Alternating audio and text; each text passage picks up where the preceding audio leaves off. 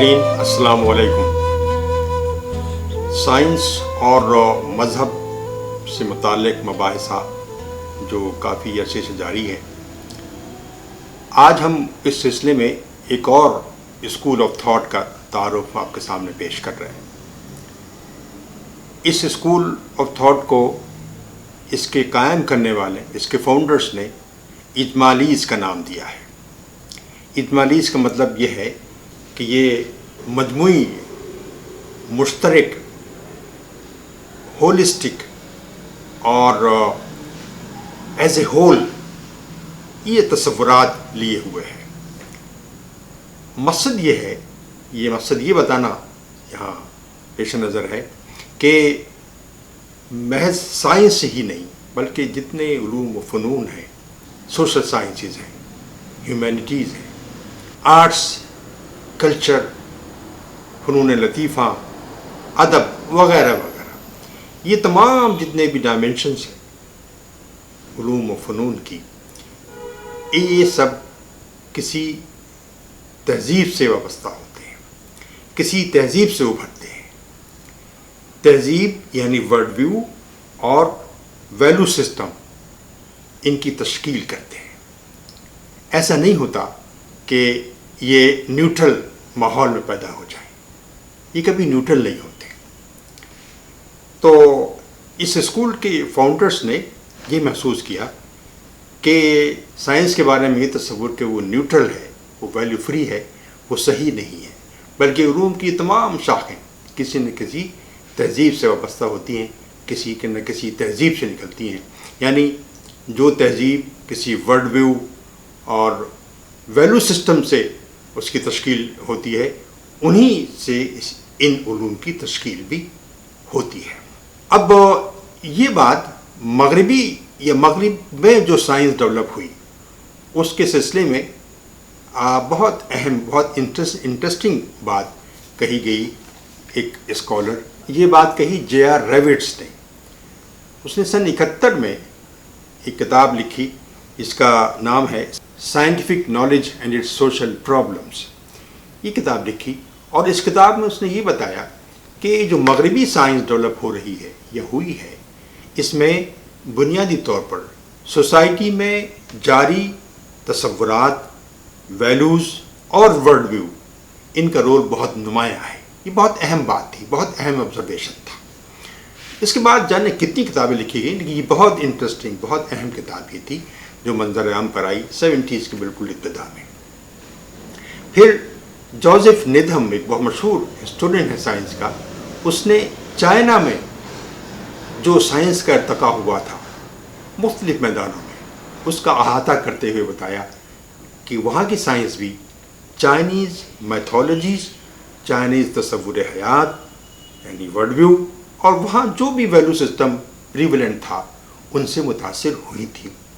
ان کے تاثرات ان کی سائنس میں پائے جاتے ہیں۔ بالکل یہی بات ہندوستانی سائنس کے لیے بھی کہی جا سکتی ہے۔ ہمیں معلوم ہے کہ یہاں پر آیورویدا اور اسٹرونومی میں جو میدان میں کام ہوا، وہ یہاں کی اپنی تہذیب کے اثرات اس میں نمایاں ہیں، یہاں کی جو ویلو سسٹم ہے اس میں نمایاں ہے۔ بالکل یہی بات، بین ہی یہی بات عہد اسلامی میں جس سائنس کا ارتقا ہوا اس کے بارے میں یہ بات بالکل واضح ہے کہ اس سائنس پر بھی وہاں جو ورلڈ ویو پریویلنٹ تھا اور جو ویلیوز آپریٹیو تھیں ان کے اثرات تھے اور بہت نمایاں اثرات تھے۔ انہوں نے ان کی اس سائنس کی پرائرٹیز اور اس کے ڈائریکشنز میں طے کرنے میں بہت اہم رول ادا کیا ہے۔ تو بتانا یہ مقصود ہے کہ سائنس کا ارتقا کسی بھی سوسائٹی میں ہوا ہو، بشمول مغربی سائنس، یہ سب تہذیب سے، اس علاقے، ان اقوام، ان افراد کی تہذیب سے متاثر ہوتی ہیں جو اس کی تشکیل کرتے ہیں۔ چنانچہ یہ بات کہنا کہ سائنس نیوٹرل ہے، سائنس ویلیو فری ہے، یہ بالکل کوئی صحیح بات نہیں ہے۔ اب میں آپ کو یہ بتانا چاہوں گا کہ انفیکٹ ورلڈ ویو سے ہم سمجھتے کیا ہے۔ ورلڈ ویو سے مراد یہ ہے کہ آپ اس کائنات کے بارے میں آپ کا تصور کیا ہے۔ مثلا کیا یہ کائنات کسی کی تخلیق ہے یا یہ خود بخود پیدا ہو گئی ہے؟ دونوں باتیں ہو سکتی ہیں۔ کیا اس کائنات کی تخلیق کے پیچھے کوئی مقصد ہے یا کوئی مقصد نہیں ہے؟ انسان جو اس کائنات میں پیدا ہوا ہے اس کا تعلق اس کائنات سے کس قسم کا ہے؟ کیا وہ اس کا مالک ہے؟ کیا وہ اس کا ماسٹر ہے یا کوئی نگراں بنایا گیا ہے؟ دیکھیے یہ سوالات ہیں جو کہ ورلڈ ویو کے تحت آتے ہیں. ان کے جوابات چاہے کوئی بھی ہو یہ اس معاشرے کے ان اقوام کے ورلڈ ویو کی تشکیل کرتے ہیں. اسی طرح سے دوسرا تصور ویلیوز کا ہے. ویلیوز سے مطلب کیا ہے؟ ویلیوز سے مطلب یہ ہے کہ جو بھی کام آپ کر رہے ہیں، علمی جستجو جو بھی آپ کر رہے ہیں، جو بھی انجام دے رہے ہیں، ان کی پرائیورٹیز کیا ہے، ان کا ڈائریکشن کیا ہے، وہ کس رخ پہ جا رہی ہیں اور ان کی ترجیحات کیا ہیں، کن کے لیے ہیں، وہ کن لوگوں کے لیے ہیں، کیا انسان کے ذاتی مفادات کے لیے ہیں یا بحث مجموعی انسانوں کے فائدے کے لیے ہیں. یہ وہ چیزیں ہیں یعنی ورلڈ ویو اور ویلیوز جو بہت فریکوینٹلی ہمارے اس ڈیبیٹ میں ان کا استعمال ہوتا ہے. ان سے مطلب ہم یہ لیتے ہیں. اب میں آپ کو بتاؤں کہ یہ جو اجمالیز تھے جس نام سے یہ اسکول آف تھاٹ جانا جاتا ہے، انہوں نے اسلامی فکریات خاص طور سے قرآن کریم سے 10 ایسے کنسیپٹس کوئن کیے، 10 ایسے کنسیپٹس کو آئیڈینٹیفائی کیا جنہوں نے ماضی میں عہد اسلامی میں سائنس کی تشکیل میں رول پلے کیا تھا، اور ان کے خیال میں یہ کنسیپٹ آج کی سائنس میں بھی کہ صحیح ارتقاء میں رول پلے کر سکتے ہیں. میں آپ کو بتاتا ہوں کہ وہ کانسیپٹس کیا ہے.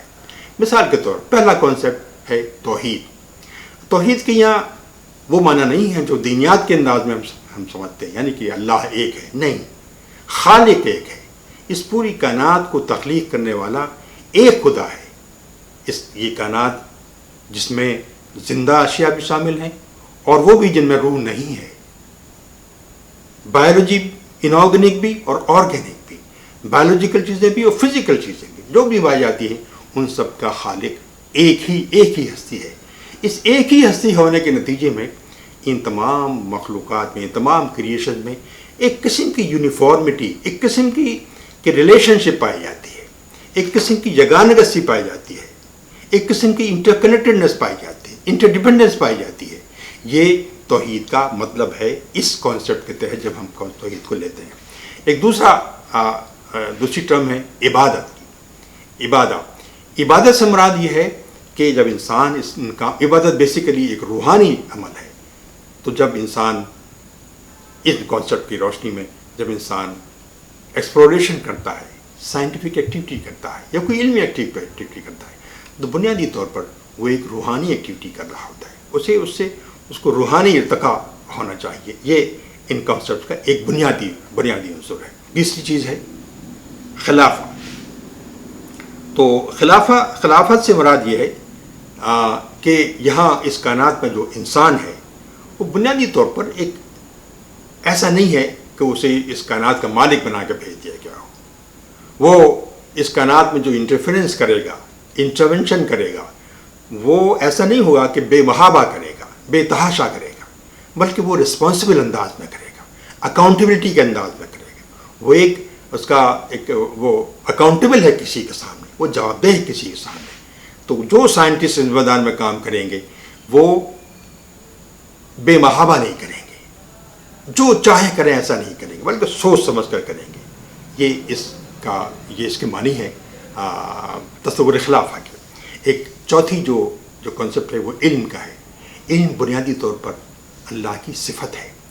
جب انسان علم حاصل کر رہا ہوتا ہے اس کا مطلب یہ ہے کہ ہم اللہ کی صفت کی کاپی کر رہے ہوتے ہیں، اللہ کی صفت کی نقل کر رہے ہوتے ہیں. محض معلومات بڑھا لینا کافی نہیں ہے، بلکہ اللہ کی صفت کو حاصل کرنا، اللہ کی صفت کی روشنی میں چیز کا حاصل کرنا، یہ ایک دوسری قسم کا تصور پیدا کرتا ہے سائنس کے بارے میں، اگر سائنس ہی سے مراد لی جائے. ایک پانچواں تصور ہے حلال کا. حلال مینس پرمیسیبل ایکٹ، یعنی جن کی جو قابل تحسین عمل ہے. تو قابل تحسین عمل کے دو اور شاخیں ہیں. ایک شاخ ہے عدل پر مشتمل اور دوسرا استصلاح سے متعلق. عدل سے مراد یہ ہے کہ جو بھی ایکٹیویٹی کی جائے اس کے جو پروڈکٹس ہوں، ایک تو یہ کہ ان پروڈکٹ کی تقسیم عدل پر مشتمل ہو، دوسری یہ کہ خود ان پروڈکٹس کے بنانے میں عدل کو ملحوظ خاطر رکھا جائے۔ مراد یہ ہے کہ وہ جس پوزیشن پر فطرت میں رکھی گئی ہیں اس پوزیشن میں تبدیلی نہ کی جائے، فطرت کو ڈسٹرب نہ کی جائے اشیاء کی۔ جو اشیاء، جو چیزیں ہمارے زیر مطالعہ ہیں سائنس میں یا کسی بھی علم کے اندر، تو ان کی جو نیچر ہے وہ ان پر قائم رہنا چاہیے۔ حلال کے بعد دوسرا جو اس کا پہلو ہے، دوسرا جو ویلو ہے وہ ہے حرام۔ حرام کے دو حصے ہیں، ایک کا تعلق ظلم سے ہے، دوسرے کا تعلق زیاں سے ہے۔ تو حرام یعنی بلیم وردی چیزیں، ناقابل پسند چیزیں، ناقابل پسند عمل، ناقابل پسند سرگرمیاں جن کے نتیجے میں ظلم ہوتا ہو۔ ظلم سے مراد یہ ہے جو فطرت کے حساب سے جن چیزوں کو رکھا گیا ہے اس میں ہم ان چیزوں کو وہی مقام دیں جس مقام پر فطرتاً وہ پائی جاتی ہیں۔ اگر ان کے مقام میں ہم ڈسٹرب کریں گے اس کا مطلب یہ ہوا کہ ہم اس پر ظلم کر رہے ہیں۔ یعنی کسی چیز کو، کسی شے کو اصولاً یا عملاً اس کے فطری مقام سے ہٹا کر دوسرے مقام پر رکھنے کا نام ظلم ہے۔ جیسا کہ میں نے عرض کیا، اس کو اسی مقام پر رکھنے کا نام عدل ہے، لیکن اس کو اس مقام سے ہٹا کر دوسرے مقام پر رکھنے کا عمل جو ہے وہ ظلم ہے۔ یہ اس تصورات کے تحت ناپسندیدہ عمل ہے، اور اسی کی ایک شاخ ہے جو زیاں ہے۔ زیاں سے مراد یہ ہے کہ چیزوں کو جب عمل کریں، سرگرمیاں کریں، علم کا ایکسپلوریشن ہو تو اس کے نتیجے میں چیزیں ضائع نہیں ہونی چاہیے، چیزیں ویسٹ نہیں جانی چاہیے۔ یہ 10 کانسیپٹس ہیں جو اجمالیز نے آئیڈینٹیفائی کیے۔ اس امید کے ساتھ، اس توقع کے ساتھ، ان کانسیپٹس کو اگر ہم سائنس کے فلسفے میں انکارپوریٹ کریں تو توقع یہ کی جاتی ہے کہ وہ ایک ہیلدی اور معتبر قسم کی سائنس کو جنم دیں گے۔ اب میں آپ کو یہ بتاؤں کہ جو ورلڈ ویو ہوتا ہے سائنٹیفک سرگرمیوں کو کس طرح سے متاثر کرتا ہے۔ میں آپ کو مثال دیتا ہوں۔ مثال کے طور پر جب آپ اس کائنات کو ایکسپلور کرتے ہیں تو اس کو آپ بطور مالک کے ایکسپلور کرتے ہیں یا ایک نگراں کے حصے کو ایکسپلور کرتے ہیں۔ جب آپ ایک مالک کے حصے سے ایکسپلور کریں گے تو یہ ایکسپلوریشن محض ایکسپلوریشن نہیں رہے گا، بہت جلدی ایکسپلائٹیشن میں تبدیل ہو جائے گا۔ ہمیں معلوم ہے کہ ایکسپلوریشن کس طرح سے ہوا ہے، یہاں کی جو زمین میں جو پائی جانے والی جو ریسورسز ہیں ان کا ایکسپلوریشن کس طرح سے ہوا ہے، اور اس کے نتیجے میں کتنا نقصان پوری دنیا کو اٹھانا پڑا ہے۔ یہ جو انوائرمنٹل کرائسس ہے بنیادی طور پر اس دنیا میں پائی جانے والی ریسورسز کا بے دریغ استعمال، انچیکڈ استعمال ہے۔ تو یہ اگر ورلڈ ویو یہ ہو کہ ہم اس کے مالک ہیں تو پھر یہ ہوگا جو کہ انوائرمنٹل کرائسس کی حیثیت سے ہمارے سمجھ میں آیا۔ پھر ایک اور چیز جیسے ویلیو سسٹم ہے۔ اب ویلیو سسٹم کے میں 2 مثالیں دیتا ہوں آپ کو۔ مثال کے طور پر ایک چیز یہ ہے کہ آبادی میں اضافہ ہوا۔ تصور یہ ہوا کہ آبادی میں اضافے کے نتیجے میں غربت بڑھی۔ اب غربت کو ختم کرنا مان لیے ہمارے سامنے ایک مسئلہ ہے، سائنسداں کے سامنے مسئلہ ہے۔ اب اس میں 2 باتیں ہو سکتی ہیں۔ ایک تو بات یہ کہ دنیا میں جو وسائل ہیں ان کو بڑھایا جائے، نئے ایوینیوز میں ریسرچ اور تحقیق کی جائے تاکہ نئے وسائل سامنے آ سکیں۔ اگر کھانے پینے کی اشیاء میں کمی ہے تو وہ اشیاء زیادہ تعداد میں انسان کے سامنے آ سکیں۔ نئے جو ایریاز ہیں جہاں فوڈ اسٹف پایا جا سکتا ہے ان کو تلاش کی جائے، ان کو جانچا جائے، ان کو پرکھا جائے کہ ان کی حیثیت کیا ہے، کیا یہ انسانی غذا میں استعمال ہو سکتے ہیں یا نہیں ہو سکتے۔ ایک طریقہ تو یہ ہے۔ اس سلسلے میں آپ کو بتاؤں کہ ایک زمانے میں آج سے 40-50 سال پہلے امریکہ کی میں ایک اسکیم کی ریسرچ کی، PL480 اسکیم۔ اس کے تحت بہت سے ممالک میں سائنسدانوں کو فنڈنگ کی گئی اور ان سے یہ کہا گیا کہ آپ مختلف جو بیج پائے جاتے ہیں دنیا میں، سیڈس، ان کو مطالعہ کریں ان کا اور دیکھیں کہ ان کا آئل کنٹینٹ کیا ہے۔ تو بہت سے ممالک میں یہ کام ہوئے اور نئے سیڈس آئے۔ آپ معلوم ہے کہ سن فلاور کا جو آج کل ہم تیل پیتے ہیں تو وہ تیل جو ہے استعمال ہوتا ہے، وہ تیل اسی طرح کی ریسرچز کے نتیجے میں سامنے ہے۔ اور بہت سے جو سیڈس ایکسپلور کیے گئے اور دیکھا گیا کہ اس میں کتنا آئل پایا جاتا ہے اور بایولوجیکلی وہ کتنا افیکٹو ہے انسانی صحت کے لیے۔ تو ایک طریقہ تو وہ تھا۔ تو ایک دوسرا الٹرنیٹیو طریقہ یہ تھا کہ آپ آبادی کو کنٹرول کریں۔ اس میدان میں بہت زیادہ کام ہوا. مثال کے طور پر ہیومن ریپروڈکٹیو جو آرگنز ہیں ان پر توجہ زیادہ دی گئی اور ایسے طریقے اپنائے گئے کہ آبادی کے پیدائش کا جو ریٹ ہے وہ کم سے کم ہو جائے. اور اس سلسلے میں ٹیکنالوجی بھی ڈیولپ ہوئی, اس سلسلے میں میڈیسن بھی ڈیولپ ہوئی. اس پر بہت زیادہ کام ہوا اور آپ دیکھتے ہیں کہ بہت سے معاشروں میں آبادیاں بہت کم ہو گئیں. تو یہ دو طریقے اپنائے جا سکتے تھے, ایک یہ کہ وسائل میں اضافہ کیا جائے اور ایک یہ کہ آبادی کم کی جائے. وسائل میں اضافے کے نتیجے میں آبادی تو کنٹرول نہیں ہوتی لیکن ان کو وسائل مل جاتے ان کو, ایسا کہ ہوا بھی بعض جگہ. لیکن آبادی کو کم کرنے کے سلسلے میں آبادی واقعی کم ہو جاتی. چنانچہ آبادی کم ہوئی اور زیادہ توجہ آبادی کم کرنے والے طریقوں پر دی گئی اور آبادی اور یہ کہ وسائل بڑھانے کے لیے آبادی کے لیے وسائل میں اضافے کی پر توجہ کم دی گئی. یہ ورلڈ ویو اور ویلیو سسٹم کے اثرات تھے جن کی میں نے وضاحت یہاں پر کرنے کی کوشش کی ہے.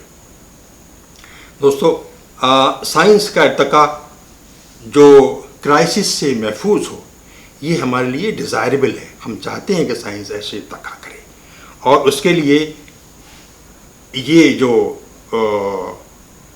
اسکول آف تھاٹ ہے یہ سمجھتا ہے کہ اسلامک ورلڈ ویو اور اسلامک ویلیو سسٹم اس سلسلے میں ایک بہت اچھا کارگر آلٹرنیٹیو ہو سکتا ہے.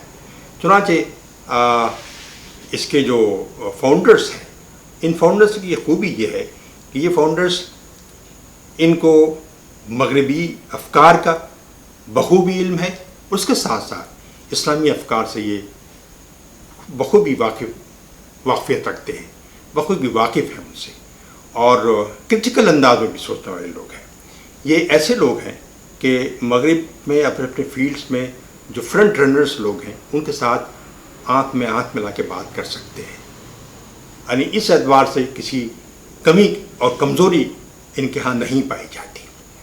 اس میں سے ایک جو ان کے بہت امپورٹنٹ ترین اہم ترین جو شخصیت ہے ان کے فاؤنڈرز میں وہ ضیاء الدین سردار ہے. ضیاء الدین سردار نے 2006 میں رائل سوسائٹی, برطانیہ کے رائل سوسائٹی میں ایک لیکچر دیا تھا. یہ بہت امپورٹنٹ لیکچر تھا جس کا جو نیچر جیسے معروف میگزین میں بھی شائع ہوا. اس میں انہوں نے ایک بڑی امپورٹنٹ بات کہی تھی. انہوں نے کہا کہ اسلامی تاریخ میں سائنس اس وقت تک ترقی پاتی رہی جب تک اسلام اپنی ٹرو شکل میں فنکشنل رہا, اور جب اس کی ٹرو شکل اس میں فنکشنالٹی اس کی ختم ہوتی گئی سائنس کا ارتقاء رک گیا, سائنس کمزور ہو گئی. یہ بہت امپورٹنٹ آبزرویشن ہے اور انتہائی اہم ایک نتیجہ ہے جو اجمالیز نے اس کو ڈرا کیا ہے. ان کے خیال میں ایک ایسی سائنس جو کہ ہیلدی بھی ہو اور ایکسپلائٹیشن فری بھی ہو, اس طرح کے ویلیو سسٹم کو اپنائے بغیر حاصل نہیں ہو سکتی. اجمالیز کے نزدیک یہ ویلیو سسٹم اور یہ ورلڈ ویو قرآن فراہم کرتا ہے, اسلام فراہم کرتا ہے. اللہ تعالیٰ آپ کا حامی و ناصر ہو. اس گروپ, اس اسکول آف تھاٹ کا جو تعارف آج میں نے صاحب کے سامنے پیش کیا ہے, اس کے بعد ہم علی گڑھ اسکول آف تھاٹ کا تعارف پیش کریں گے اور اس میں یہ بتائیں گے کہ اجمالیز کے تصورات سے علی گڑھ اسکول آف تھاٹ نے کس حد تک استفادہ کیا ہے. انشاءاللہ آئندہ پروگرام میں آپ سے پھر اس موضوع کے رادر ایکسٹینشن پر گفتگو